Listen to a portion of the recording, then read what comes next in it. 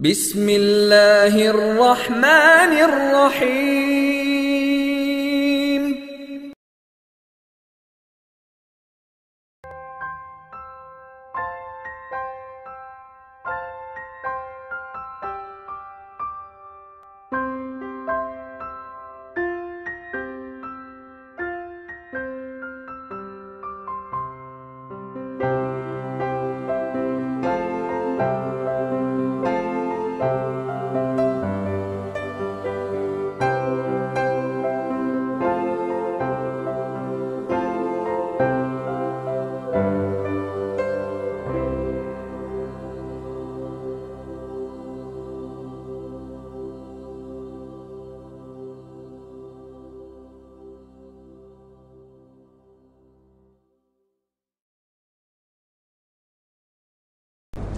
That these are a people who are directing primary attention to the husk, the rice husk, and not paying attention to the rice grain. When you cook the rice, it's called nasi, but when it's uncooked, it is called baras. Is that correct? Baras. So the baras, or the rice has a, outside it has a husk. What is the husk called? Huh? Oh, you don't have husk in Malaysia? Huh? Only one person knows the name, ampas or something, not ampang, eh? And then you have the rice grain, the rice grain. And so proper methodology is not to direct all your attention to the rice husk, but rather to direct your primary attention to the rice grain and not let the rice husk divert your attention. That's proper methodology. So Dajjal puts all the rice husk in your face and puts it in your eyes like dust. And you remain stuck there while missing the essence of the story.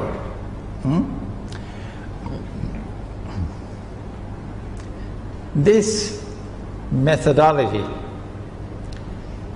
is today at work in the world. This is Protestant Islam.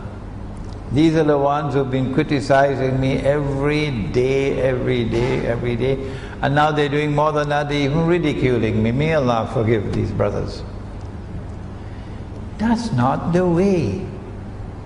If I am making a critical assessment of your methodology and I'm doing it with respect, I'm not doing it in any disparaging way, I'm not insulting you, I'm not disrespecting you. This is the battleground of knowledge. And in this battleground of knowledge, as we contest different viewpoints, we all benefit. I benefit and you benefit. So I am assessing your methodology and I'm saying your methodology is wrong. Your methodology cannot deliver you with the knowledge of Akhirul Zaman to understand the world today. How can we recognize those scholars who will be misguided? There you are. The spiritual quest is at the heart of Nur. Nur. If you pursue the spiritual quest, then Allah can choose to give you Nur. But you got to do your homework, because you'll find the most learned of all men at the place where the two oceans meet. And what are the two oceans? Majma'ul Bahrain. The two oceans are the ocean of knowledge that is externally acquired. So you've got to study politics. And you've got to study international politics. You've got to study history. You've got to study economics. You've got to study international economics. You've got to study international monetary economics. You've got to study comparative religion. You've got to study science, philosophy of science, philosophy of history. All of these disciplines, that is the ocean of knowledge externally acquired. If you don't plant, you cannot reap. And then there is the ocean of knowledge internally received. Yahdillahu linurihi man yasha. Allah gives His nur to whomsoever Allah gives. And then comes that difficult task of bringing these two oceans of knowledge together, integrated into a harmonious whole. You need a master. You need an absolute master to do that. And that was the teacher that I had. May Allah bless him. Maulana Dr. Muhammad Fadlur Rahman Ansari Rahimahullah, who died in Karachi, Pakistan, is buried in Karachi, Pakistan. He was my teacher. It is because I got that from him that I could do this humble work that I'm now doing. But I pray that Allah may guide my students around the world. Imran Hussain is not important. This name is not important. This mission is important. This knowledge is important. This struggle is important. One man dies, another man takes his place. And I pray that Allah may bless them, that they may grow to be scholars of Islam tomorrow, of whom the world of Islam may be proud, and not the misguided imams about whom the Prophet ﷺ spoke and said, I fear these misguided imams more and I fear Dajjal for my ummah. ربنا تقبل منا إنك أنت السميع العليم وتب علينا يا مولانا إنك أنت التواب الرحيم برحمتك يا أرحم الراحمين. We have a lecture tomorrow night. Let me just give it to you. Oh my gosh, it is such a difficult lecture.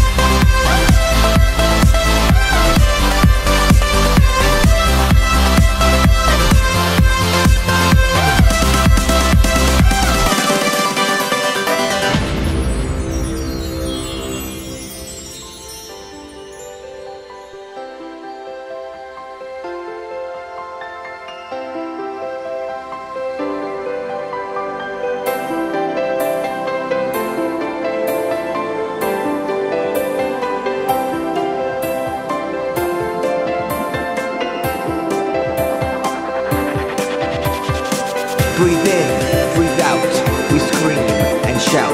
Breathe in, breathe out, we scream and shout. Breathe in, breathe out, we scream and shout. Breathe in, breathe out, we scream and shout. Breathe in, breathe out, we scream and shout. Breathe in, breathe out, we scream and shout. Breathe in, breathe out, we scream and shout.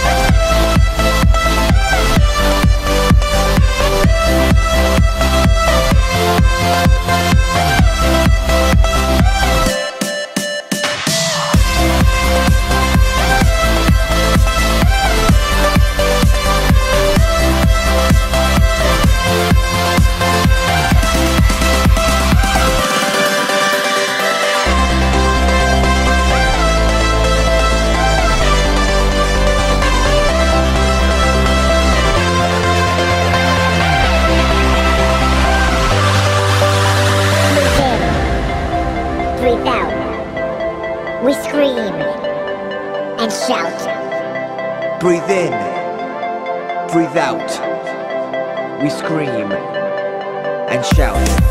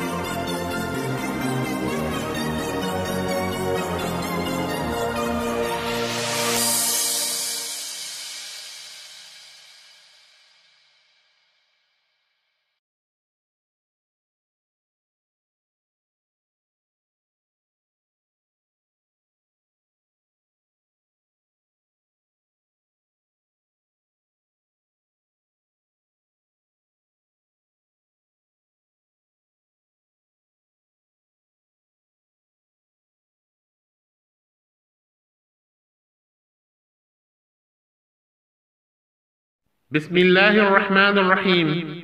إني أقدم لكم هذه الكلمات لإزالة الفهم الخاطئ في وصف لون النبي صلى الله عليه وسلم، والله المستعان وعليه التكلان، ولا توفيقي إلا بالله العزيز الحميد، عليه توكلت وإليه أنيب. قال تعالى في كتابه فقه اللغة: إذا كان الرجل أبيض لا يخالطه شيء من الحمرة وليس بنير ولكنه كلون الجص فهو أمهق، فإن كان أبيض بياضا محمودا يخالطه أدنى الصفرة كلون القمر والدر فهو أزهر. وفي حديث أنس رضي الله عنه في صفة النبي صلى الله عليه وسلم: كان أزهر ولم يكن أمهق. انتهى كلام الثعالبي. انظروا إلى هذا الجص وإلى لون هذا الرجل، هذا هو اللون الأمهق، وكانت العرب تسميه بياض صمج. وقال ابن منظور في كتابه لسان العرب: وقيل المهق والمهق شدة البياض، وقيل هما بياض الإنسان حتى يقبح جدا، وهو بياض سمج لا يخالطه صفرة ولا حمرة لكن كاللون الجص ونحوه، ورجل أمهق وامرأة مهقاء. وفي صفة سيدنا رسول الله صلى الله عليه وسلم أنه كان أزهر ولم يكن بالأبيض الأمهق. أبو عبيد: الأمهق الأبيض الشديد البياض الذي لا يخالط بياضه شيء من الحمرة وليس بنير ولكن كاللون الجص أو نحوه. يقول: فليس هو كذلك، بل إنه كان نير البياض صلى الله عليه وسلم. انتهى كلام ابن منظور. والحمرة لون مثل التمر. قال الزبيدي في كتابه تاج العروس: الأحمر تمر للونه، والأحمر الأبيض ضد. انتهى كلام الزبيدي. انظروا إلى لون التمر، فهذا المقصود بالحمرة، وهي الحمرة الحقيقية ليست الأبيض ضد. وفي وصفه للون الأزهر قال ابن منظور في لسان العرب: وقيل هو الأبيض فيه حمرة. انتهى كلام ابن منظور.